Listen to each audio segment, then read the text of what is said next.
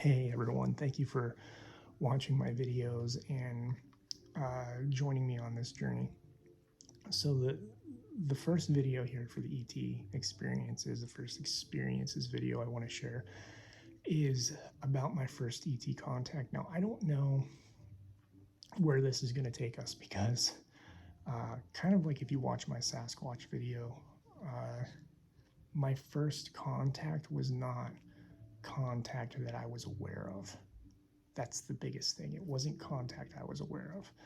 My memory was wiped. I thought they were dreams, that sort of thing. So I'm just gonna start describing some things and see where it takes us as channel and guides. Take me forward. And for those of you who've read the books, my books are more linear, time based. If you're somebody who likes the linear time aspect, but extraterrestrials are very real. They are with us. And when I say extraterrestrials, I don't just mean galactics, beings from space, beings from other planets. For me, when I say that it's other beings, it's more extraterrestrial, beings from other worlds, beings from other lands, and it encompasses inner Earth beings, Agartha. Some people might think of Agartha, but not just Agartha, not just dimensional spaces, but like three-dimensional spaces, other energetic realms, other dimensions beside us, then, the layers of the Earth, and then going out into space. ETs can be a lot of beings, which is why Sasquatch is here. I include Sasquatch in these videos because Sasquatch is technically a being that was seeded here by other beings, by other species. So my first extraterrestrial encounters, let's see, which ones do I want to talk about? I think I'll just start with childhood and try to go in a linear time because there are a lot that I could share before I even realized they were ETs. So when I was a kid, I used to have these dreams of being on ships. I would fall asleep and be excited to fall asleep because my friends would come. And I would think at times, maybe if I fall asleep tonight and I get into like a really deep, good sleep, I'll be able to dream about my friends. Now, keep in mind, I'm a child in a family that does not believe in this stuff, where as a kid, I'm somebody who is super interested in the paranormal and reading books on dinosaurs, on Loch Ness Monster, doing reports on Sasquatch, on Loch Ness Monster, and all these different topics that were things other people didn't really care about, I guess. I always thought my dreams were simply dreams. But I would have these dreams of these little gray beings showing up in a disc, opening the window, crawling through the window, coming in, and floating my body out onto the disc.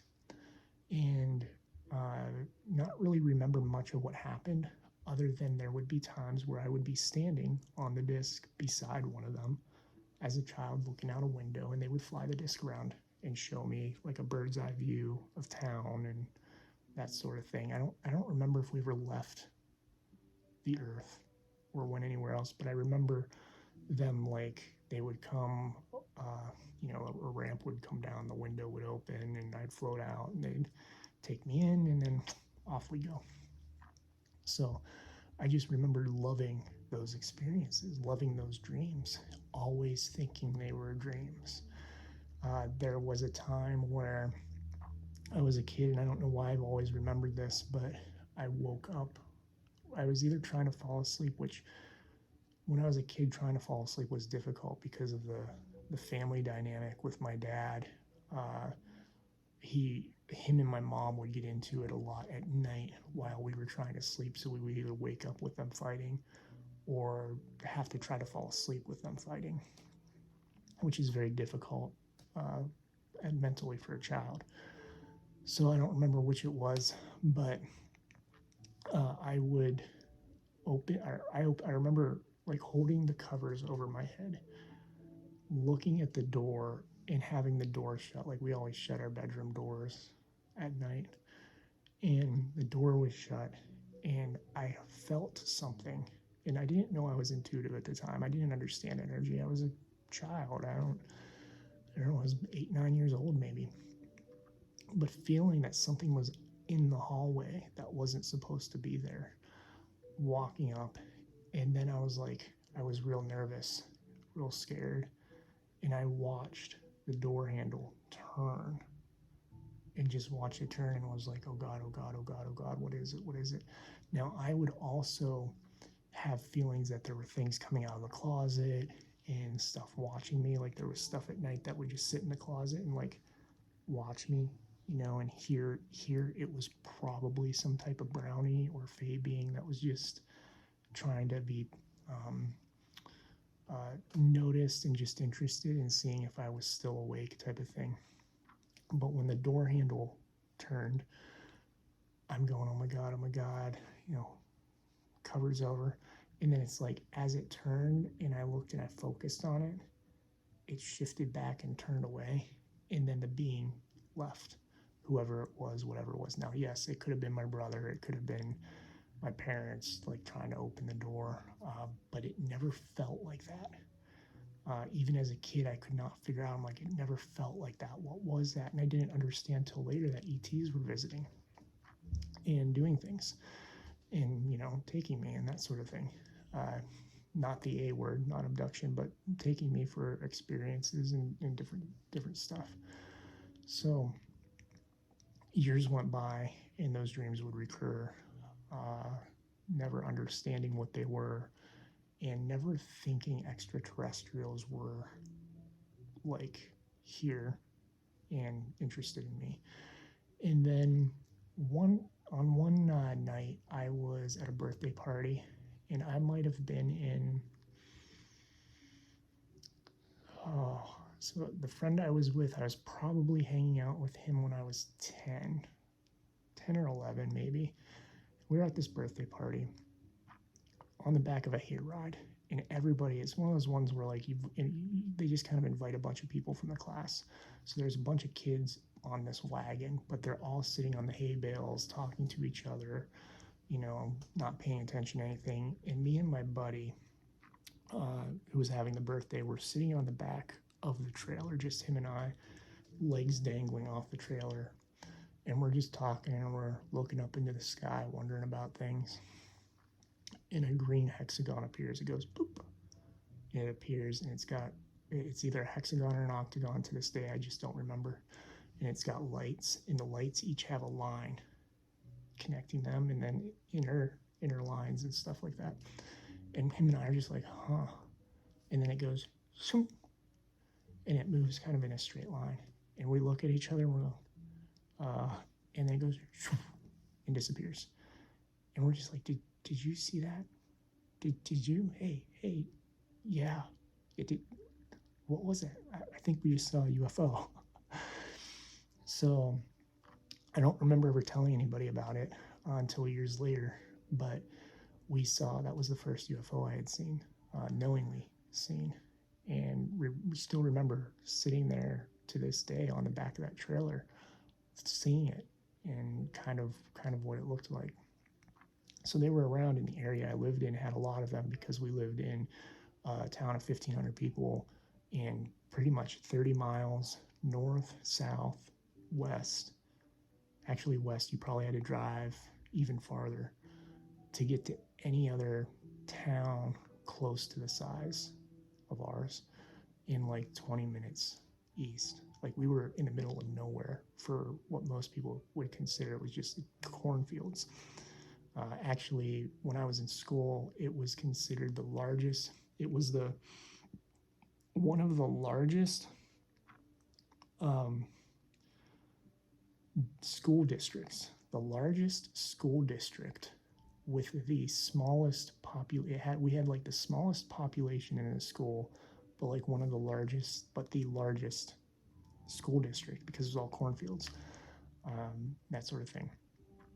So it was good for seeing stuff, but that was the first time I saw anything. And then just kind of fast forward years and years later, because I went through my awakening, in that you can learn more about that in my spiritual journey series. I went through my awakening in my teens and my 20s, but I never thought ETs were here. I knew Fae were here. Fairies, like that makes sense. Nature spirits are here. Yeah, absolutely, because nature's here. I've got a vine here. I've got Fae in my house, bouncing around and doing things. But the idea that, um, sorry, I'm laughing because as I'm talking, the brownie, Tovald, walks in, sits down, and I'm like, "What are you doing?" In my head, and he's like, "I'm just gonna sit here and listen to you." Listen, it's like story hour. Listen to Will tell stories. Um, so I always knew the nature spirits were here. I always knew uh, ghosts were real, spirits of the dead. That was 100% certain with me. I had no doubt about that at all. Even as a kid, it was just like, yeah, that makes sense. And I was probably, I'm sure at some point I had seen spirits of the dead, which is probably why I was so believed in it so much. But I went in, so 20s, I did my mediumship courses, and I was learning to do mediumship, which is working with spirits of the dead, passed on spirits, ancestors type of thing. Then I started getting more connected to the Fae and doing a lot of that on my own through guidance that my spirit guides had brought me as I was becoming more and more connected to them. And then I probably had some ET experiences in my early 20s at the house I was living in, and just don't remember them that way because, again, I didn't know ETs existed. So looking back, I think back on some of those experiences and go, that might have been them coming and doing things in the house or moving me around and all of that. I'm still not sure. But when I get into this space where I move out of that house and up to Lake Erie, now not only do I move up to Lake Erie, I move 10 miles away from a power plant, which, if you know the mythology of ETs, they love flying around. A lot of them, anyway, love flying around power plants. And what the Zetas would say is that it's yes, they feed on some of the ships feed on the energy, but they're more or less doing monitoring. They're monitoring the power plants. So I'm in this house, and one day I wake up because I hear something in the kitchen, and I'm living there by myself. I mean, technically, you could say my ex. She would say she was living there, but she really wasn't. I was there by myself most of the time. So I hear something in the kitchen, and I get up, and I'm like, what? I'm groggy. I'm like, what is going on? What is so loud? I have the cats. The cats aren't. It's not the type of noise they would make. So I think my ex is probably there. It's probably the thought that was going through my mind. And I'm groggy, and I wake up, and I walk out, and I go, and I stand in the doorway of the living room, which from there I could see the refrigerator, and I could see the refrigerator door was open. And I'm like, what? And I look over, and there's a little gray being that's no taller than the refrigerator door, which refrigerator doors are what? 3.5 feet tall, 4 feet tall, 3.5 feet tall, something like that. He's no taller than that door. The door is open, and he's looking in it. And then I'm like, what? What's going on? What? And he turns and looks at me, and then poof, I'm back in my bed. And I wake up. And I wake up, and it's like, come right out of it like it was a dream. So here I always thought I caught a Fae being, in that they had telepathically zapped me and put me back to bed, had me go back to bed. Because I knew that could happen. I knew those types of things would happen. And I never thought it was an ET. I always thought it was some nature spirit. I was like, I caught some nature spirit in the fridge. And I think at the time I also thought that I was astral traveling, because there are a lot of times I would astral travel. I would get out of my body. Like, I would wake up. No joke. I would wake up, but I would not be integrated with my physical body when I woke up. So my astral self would get up and be like, "Yeah, what's going on? Let's get started with the day." And then I'd walk downstairs when I was at the house prior to this apartment. I'd walk downstairs. My roommate would be on the couch. My buddy, uh, who would often come over and just like do dishes or something, he just liked to come over and stay away from his family type of deal. He might be in the kitchen doing dishes, and one time he actually was. I remember walking down the stairs, walking into the dining room, and I'm like, "Hey man, what's going on?" And he turns around and his face doesn't look quite right. And I'm like, "Wait, what?" And I'm like, "Oh, I'm sleeping still." And I snap back to my body because in that moment I was able to realize I was astral and snap myself back. And I've done that before where I go through that process of leaving my body multiple times before I actually integrate and physically wake up. And when some people might be like, "Oh, yeah, you're still dreaming." No, I would go downstairs and everybody would be exactly where they were doing exactly what I saw. So it was truly astral. And I still do that to this day. I've woken up, um, had like my ex at one point woke up and saw me beside her. And I was there talking to her astrally. And then she told me to go away. I woke up, got up, and she's like, "Yeah, I remember you standing beside my bed talking to me," type of thing. So, um, the astral travel stuff is real too for those of you who might be experiencing that. But I always thought it might have been either a fae or I might have not been in my body and it was astral and experienced this being opening the fridge and never understood why they would open the fridge. Like, why would they look in my fridge? That doesn't make any sense. I learned the reason later on, and uh, it comes down to I'll do another video on this too, but it comes down to if you think about it, if you open up the fridge of somebody's in their house, open their fridge up, you can tell all kinds of information about them based on how they're eating, based on what foods are in their fridge. Are they eating healthy? Are they eating sugars, beer, wine? Is there cheese? Is there milk? Is it all vegetables? Are there fruits? Is it just ice cream? Is it like what's in the fridge? You can tell a lot about a person by looking in their fridge, and that's what they were doing. They were doing a quick, let's see where he's at consciously. Okay.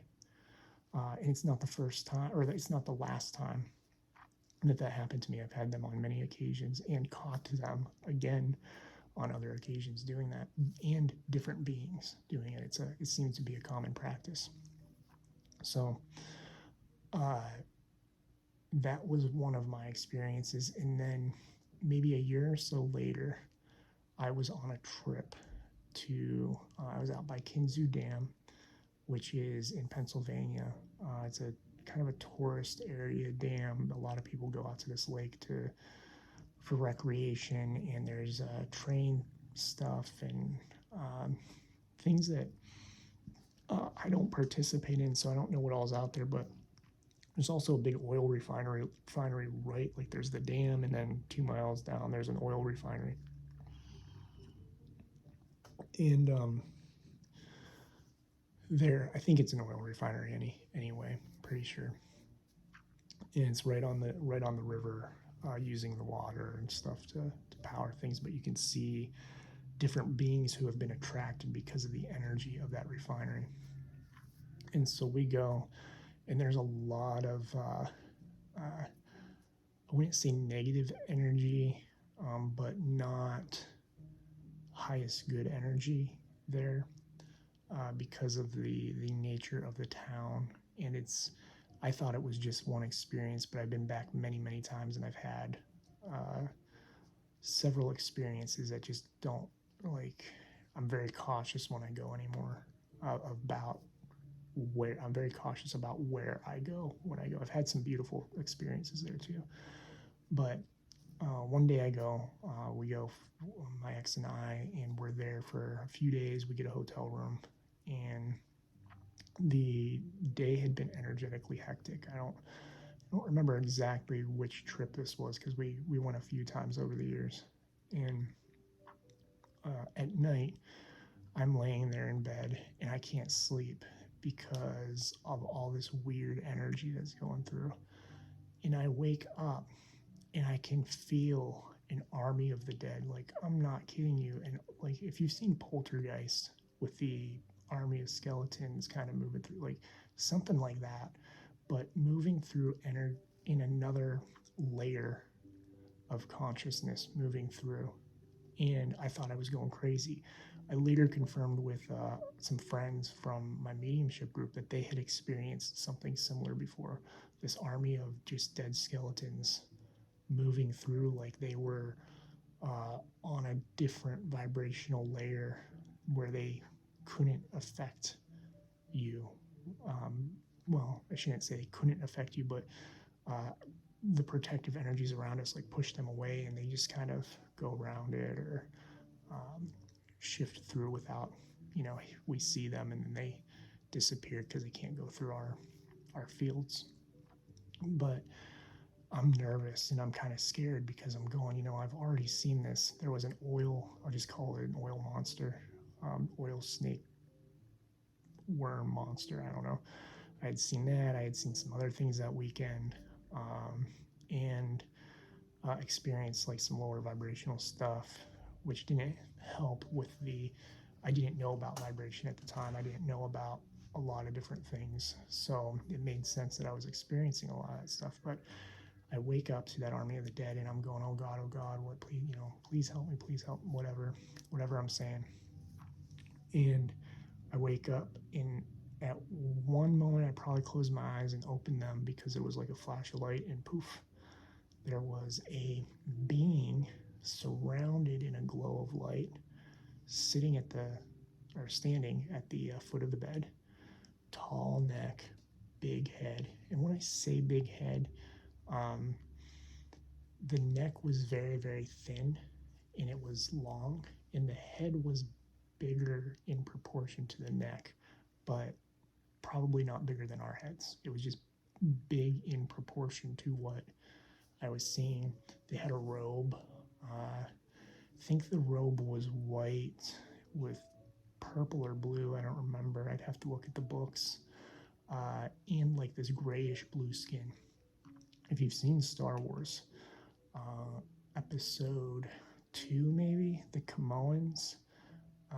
At the time, I thought I was just projecting something because they looked much like a Camoan, different in a way, but that's what it reminded me of. It reminded me of a Camoan, and they were like, "It's okay, don't worry, you're protected, you'll be safe, you'll get through this. Just close your eyes, you'll go to sleep, everything will be okay." I did not know at the time that was an ET. That was an extraterrestrial who had come to me to help me, and they were an Arcturian being. And maybe they weren't Arcturian. Somebody in my head is saying I kind of misunderstood what they were, but they were an extraterrestrial guide. And I've never actually tried to reach out again, so maybe I'll have to do that to see who they are entirely. But I've always thought they were Arcturian. And at the time, I didn't know about Arcturians or ETs. I knew ETs might exist, but that was about it. So that was the next experience. And then fast forward years later, and my guides go, "Okay, we need you to sit down and meditate. We need you to sit down and meditate. We want you to do this work with your book, your nature book, release it, write it. And then we want you to do an intuitives workbook." And then they go, "The other thing you're going to do is we're going to work with you on extraterrestrials. We're going to have you work and experience extraterrestrials." And I'm sitting there going, I'm like, yeah, this isn't real. I'm making this up. But I start meditating, and that's the start of a whole nother video, essentially. So what I'll say is, through the process of the experiences I had in the beginning of working with my guides for ET contact, I started realizing ET contact did not start when I started doing the work with my guides. It had started years and years prior when I was a child. It had started when I was a child going on ships. It had started when I was waking up to them in my house, opening the fridge, when I would wake up in the middle of the night and experience my body moving and not realize why, thinking it was one of the resident ghosts, I guess you'd call them, in that night in the hotel room where that being had come down to help protect me. That was the the probably the clearest experience and most physical that I could remember at the time, because they were physical. It was like they had teleported in and were completely solid and just had this glow of energy around them because I could see the energy. Uh, those were the beginnings of my ET experiences, not when I started doing the work because my guides asked me to. So I'll talk more about that in time. But thank you for watching this video. Let me know if you have any questions. I'm grateful for each and every one of you, and I love you all.